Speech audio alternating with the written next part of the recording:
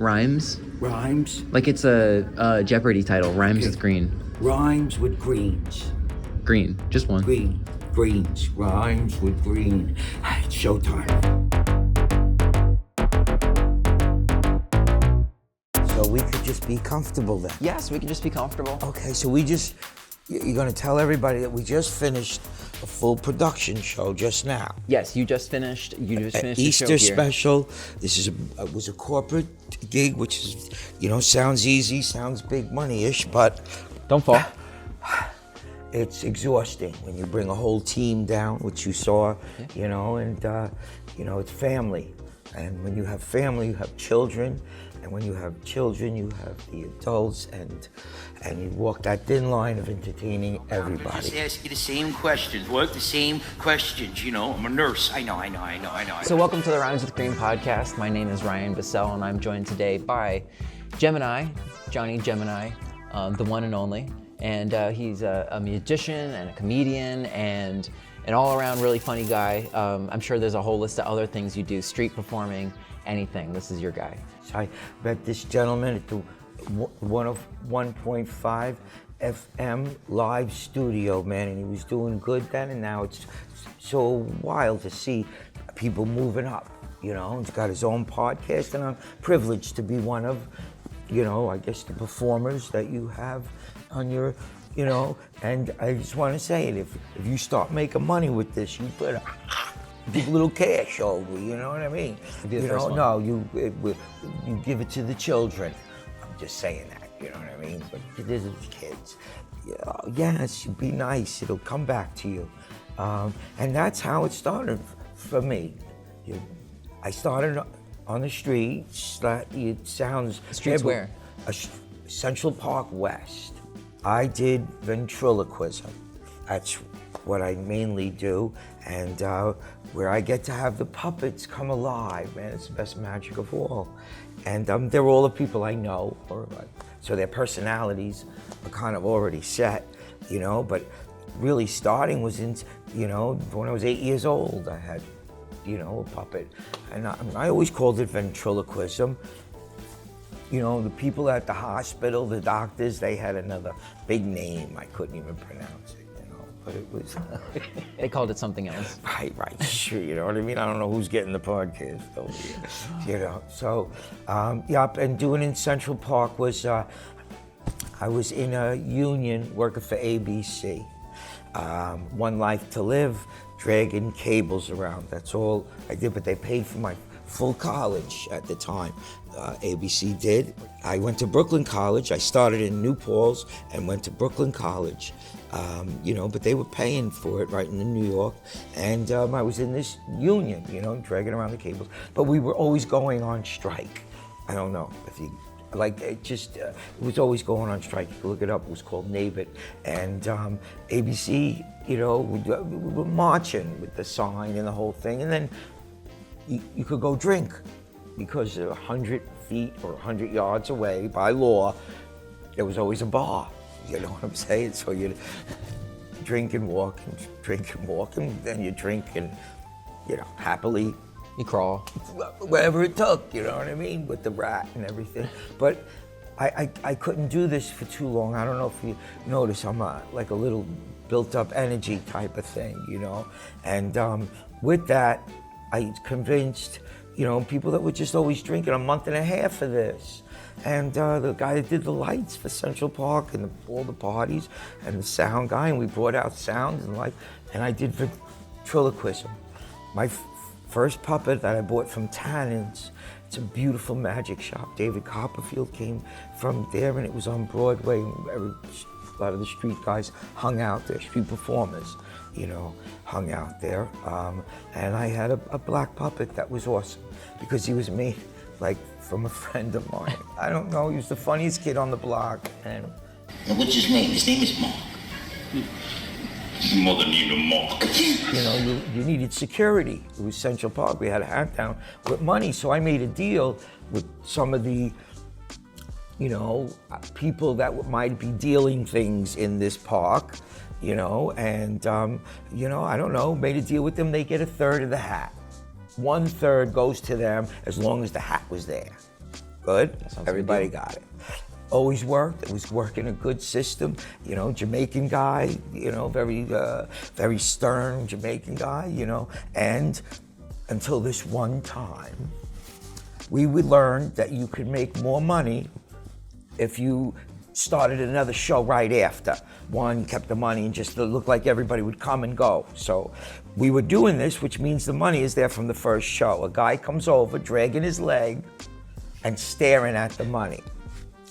I have the puppet on my leg, a guy staring at the money. I know something's gonna go, you know, and there must be 90 people surrounding at this part. And all of a sudden, I go in the back of the puppet. This is not now, this is back then. Always had I'm gonna be honest, a switchblade. Okay, I don't know, I'm sorry, but you know, it was the park, it was a different time. You know, now you need a machine gun, that's what you need there now. Well, anyways, the guy went, I reached to go get the thing just to be on the safe side. He takes the money and bolts. I'm in shock. I sit back, the puppet, and go, and I'm looking for the, you know, Jamaican guy.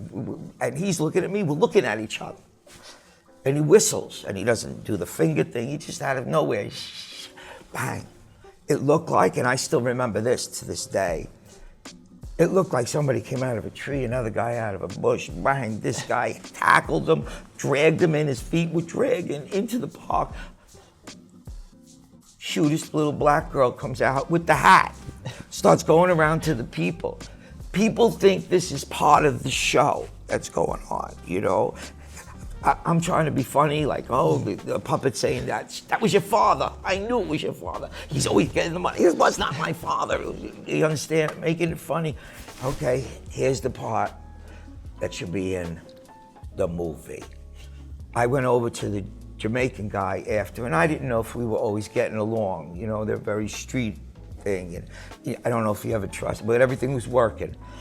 But I didn't know if he was getting it, and he wanted to prove his status. So I went to him, I said, you know, guy, that was, I think you set that up. You know, that just worked so perfect. You know, did you, you know, because we're not, I don't know if we're getting along, did you set that up, that, you know, the way, or maybe that really happened. Really happened. Been real. That was like the best security I ever witnessed, you know, but if it was the first time and you set it up, buddy, you got to do it again tomorrow. Look at the money. Where'd you get that little cute? Go get out of here. We made so much money. And that's how I started, and then went into clubs after. You know, I worked for a lot of crazy people back in the day. You know, some bad, some good, but we always made them money. You know, yeah. And we made it through. And I say this over and over. We made it through a gift, God's gift. You know, to get to laugh. The one thing we all have in common is the ability to laugh. And the laughter, if you have a pain or you know, your kids are asking you, for that little bit of time that you're laughing, it's not hurting. You forgot that thing and your body regenerates. I don't know. Everyone's equal. No, you're right. Everyone's equal when we're trying to laugh. You know, people kind of, you know, a lot of tension gets released and people kind of, you know, equalize, and it kind of, someone who's like angry can be made calm, someone who's upset can be made happy. It's a great way to kind of get brought back to that middle spot. What were some of the acts that, like, and individuals that you looked up to, like on not just on the street but on TV, that you kind of helped you get that drive, that interest in some of that stuff? I wish I had an honest answer for that, because I really never thought I was going to be doing this. Do you understand? Like, you know, you talk to some college, I always wanted to do this since I was a kid, you know. I just remember I was on strike, you know what I mean? Yeah. And then it just, you know, working clubs, it took off there. But I loved the Dean Martin, Bob Hope style of class, of humor, those Rat Pack, you know, the roasts, the way they were done. And then I really loved the real, you know, gutter street guys, you know, that were making it big. Richard Pryor, I mean, and that list goes on and on. Absolutely.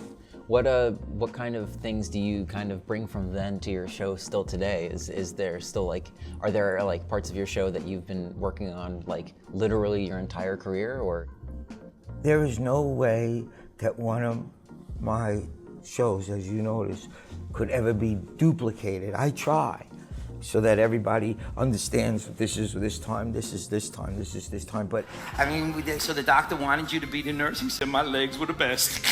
if you're interacting with an audience, you're feeding off of that, and sometimes that explodes, man.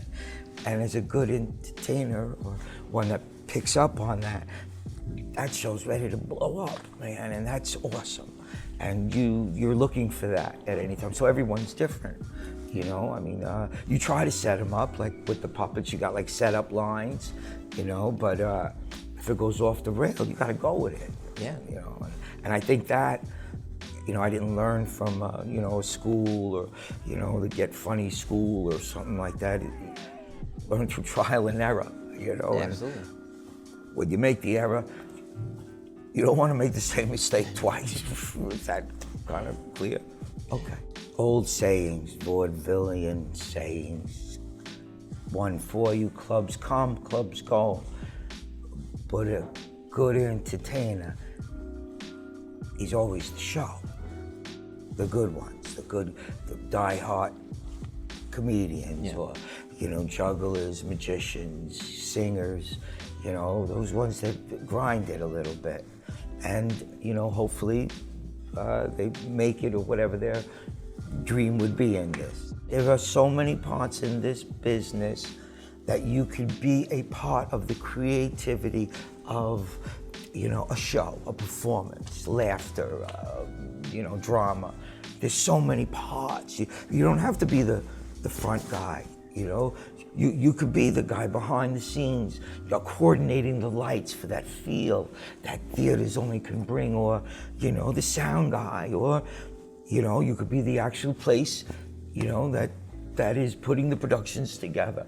Like I'm booking right now this Villa Roma, but it's just beautiful. I was gonna say, what's the Villa Roma? The Villa Roma is a beautiful, beautiful resort.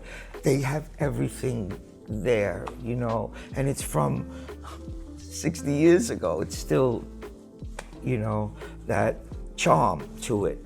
I put the comedians and the magicians and the thing, and I, you know, do all their to set up contracts and stuff like that, you know, but that's the side of the business that, you know, is sometimes painful, you know, because, you know, now you're dealing with money and contracts, where most of us, you know, just tell us where we gotta be, and we will, you know, show this God-given talent that all these people have.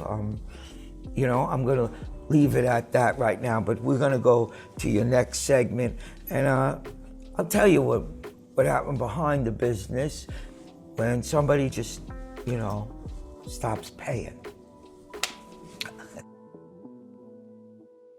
What are the acts that you're a fan of today? The acts that I am a fan of today, I have to admit they're all kind of little friends of mine.